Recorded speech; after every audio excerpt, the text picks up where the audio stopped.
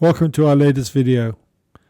This is the video for our journey from Ganges, BC up to Ketchikan, Alaska for our Alaska trip of 2025.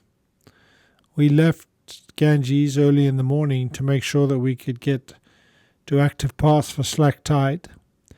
Another advantage of leaving at this time was that there was very little traffic, and in fact we beat the ferries through active paths.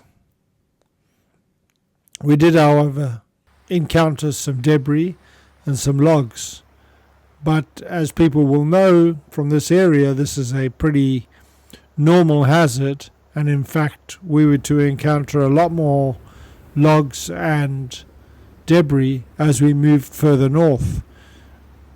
To add to that, of course, we were also to have icebergs and a tsunami in Tracy Arm. So we'll be able to show you that as we move forwards in our journey.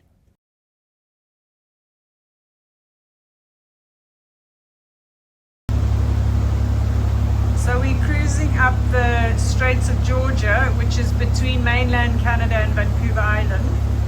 And today is a spectacular day. The sun is shining, it's actually quite warm, and conditions are absolutely calm. Are you enjoying your ride, Captain? Oh, it's amazing, eh?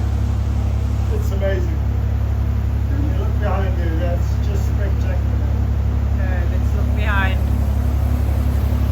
Look at that. What a beauty. What a beauty.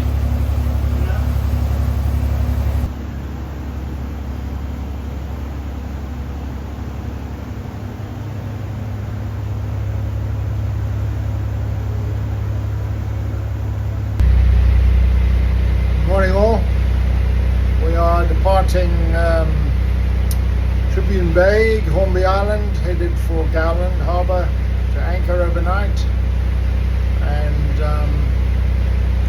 it's a beautiful morning and we're driving from the flybridge out. I'll come around so that you can see I'm actually facing the right way now, or I can see where we're going. Great day. We enjoyed a wonderful ride up to Campbell River, where we decided to dock and saw our first whale of many on this journey. As you can see, the conditions were amazing. As we approached Campbell River, the weather had warmed up substantially, and for only the only time actually on this journey, we were in shorts and t-shirts. Campbell River. We're now going to go up towards the Seymour Narrows, and the slack tide will be in about an hour, which is when we want to be heading through. Seymour Narrows is somewhat infamous, but in truth, if you approach it at slack, it's a fairly simple transit. Although as you approach, you can see multiple eddies. You know you're kind of on track for the right time because you'll see a number of boats all making their way to do it. Okay. Yeah. How's it going, Captain? Yeah, not too bad. I seem to be holding course all right. This is the entrance to Seymour Narrows. Just following the other boat ahead. Yeah. All right. We actually ran Seymour Narrows with 1.3 knots against us, going through 20 minutes before slack. It was a fairly straightforward transit, and all boats seemed to come through unscathed. During the journey through Johnson Strait from Campbell River up to Port McNeill, we encountered 25 knot headwinds, and things got a little bit choppy with 4 to 5 foot seas. It was really no issue, just a little uncomfortable. Campbell River to Port McNeill is an 88-mile run, so we arrived at about 6 p.m. Seymour Narrows this morning, bit of rough 5-foot head seas from some 25 knot winds. Now it's all calmed down. And what have we got going on here? Wagyu burgers. Wagyu burgers. I left the buttons in the engine room.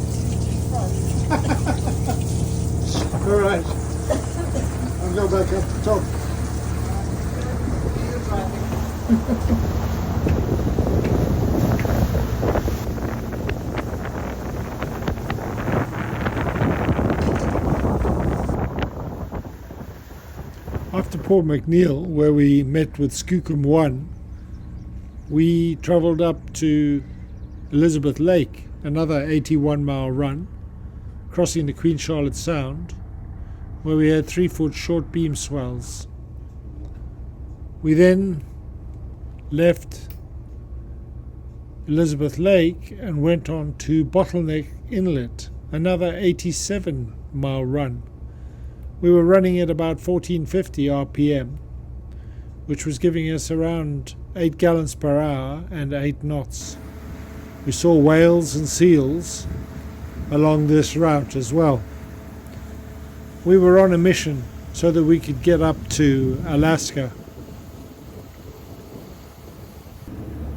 The journey from Elizabeth Lake up to Bottleneck Inlet, we went through a number of towns, including the town of Bella Bella, which is also one of the stopovers that you can call at. We considered maybe stopping there on the way back, but actually in the end we went right past it.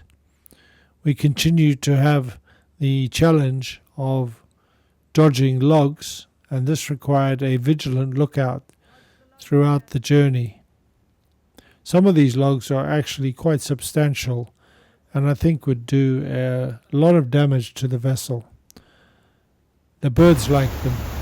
Another feature of a journey up the Inside Passage is the continuous passing of both the BC ferries and the Washington or Alaska State ferries. We were in Bottleneck Inlet on July the 4th, so we were able to have our happy birthday America in Bottleneck. As you can see, the entrance into Bottleneck is quite narrow, and as we approached it was clear that there was another boat in there. As it turns out, there were 2 boats, but there was still room for both of us to go in. It required a little bit of concentration as the bottom shoaled up and the sides of the inlet narrowed. Actually, in the end, there was plenty of room, and it was only slightly narrow at the entrance. But this narrowness is what provides us with good security for an overnight anchorage.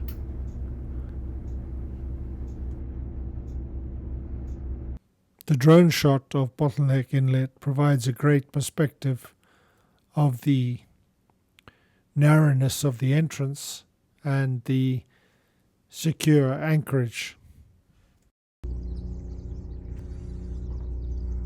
Good morning. Happy birthday, America. 4th of July, British Columbia. Moving day today as we continue our journey north. Beautiful.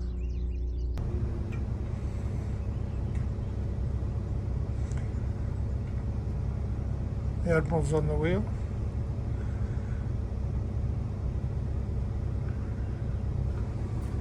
I've got 3-4 degrees to port, and there's a bit of a roadblock in the channel here.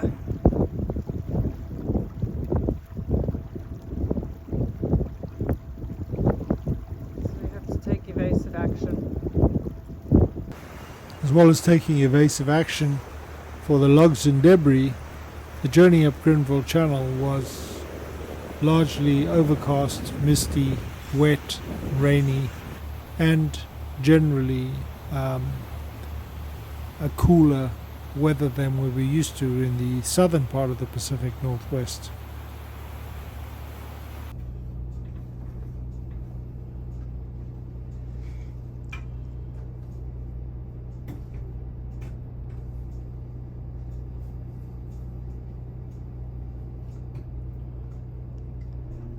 Testing all systems before departure.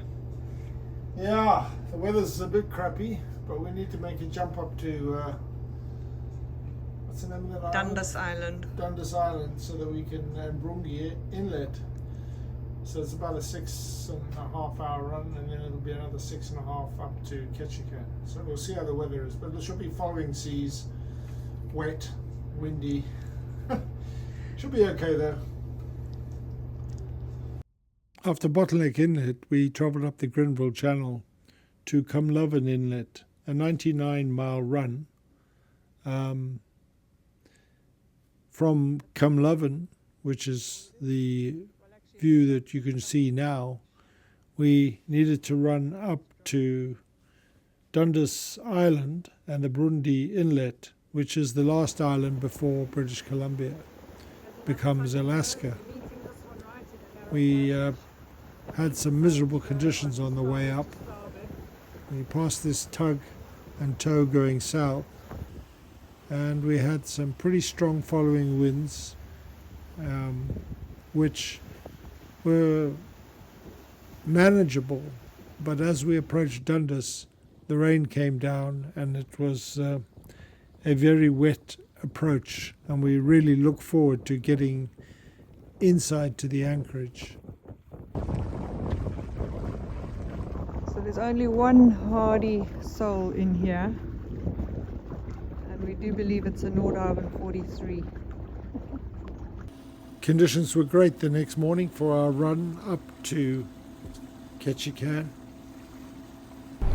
As we approached the dock in Ketchikan, we noticed that there were a number of Nordhavns, N60 Cherry, N52 Samba, and in the background was also N76 Secret. Also in Ketchikan was the ubiquitous cruise ships and float planes.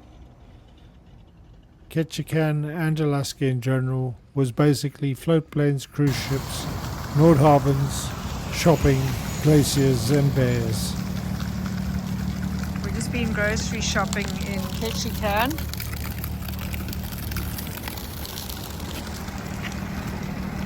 So we arrived in Ketchikan at 12 o'clock noon. We've had sun, we've had rain, we've had wind. Now it's a peaceful, glorious evening. Yeah. The cruise ships have gone, people are home, and life is normal. Except it's not normal, it's beautiful and amazing.